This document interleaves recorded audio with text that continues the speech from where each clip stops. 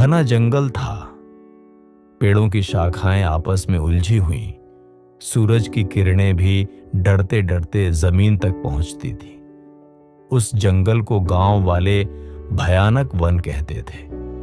कोई वहां नहीं जाता था, पर 2 7 साल के बच्चे अर्जुन और वीर उस दिन वहां पहुंच गए।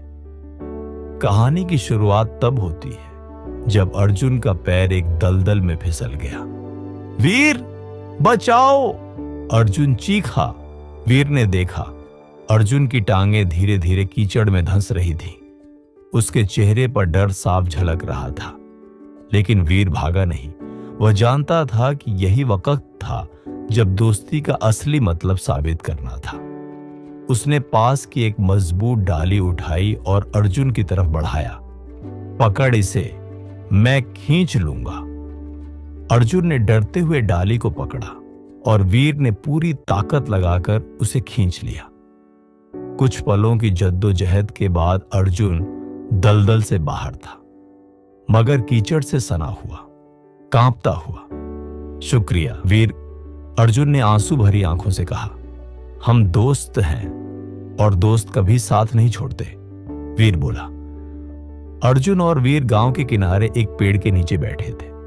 वीर ने कहा, कहते हैं जंगल के बीचों बीच एक चमकता हुआ पत्थर है जो किसी की भी कमजोरी को ताकत में बदल सकता है। अगर हम उसे ढूंढ लें तो हम अपने डर को हरा सकते हैं। अर्जुन झेंका, पर जंगल बहुत डरावना है। वीर ने उसका हाथ पकड़ा।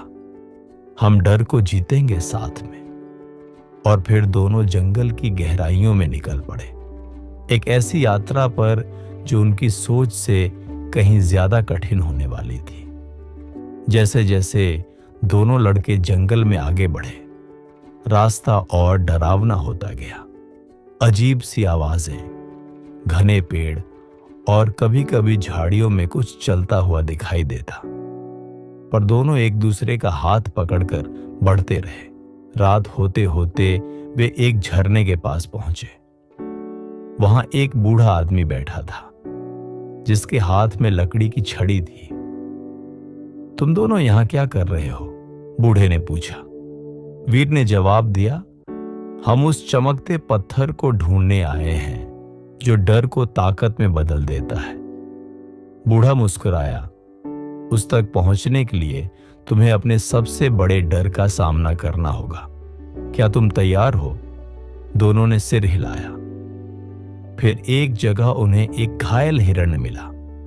वीर ने उसका जख्म साफ किया और अर्जुन ने अपने रुमाल से पट्टी बांधी। जंगल ने देखा कि ये दोनों सिर्फ बहादुर नहीं बल्कि दयालु भी हैं। जैसे ही वे उस पहाड़ी की ओर बढ़े जहां चमकता पत्थर था, अचानक जमीन हिलने लगी। एक विशाल सांप उनके सामने आ गया। अर्जुन कांप गया, लेकिन वीर ने कहा, डर से जीतने का यही मौका है। दोनों एक दूसरे की आंखों में देखे और फिर अर्जुन ने एक लंबी छड़ी उठाई और वीर ने पास पड़ी मशाल से आग लगाई। वे डर के बावजूद पीछे नहीं हटे।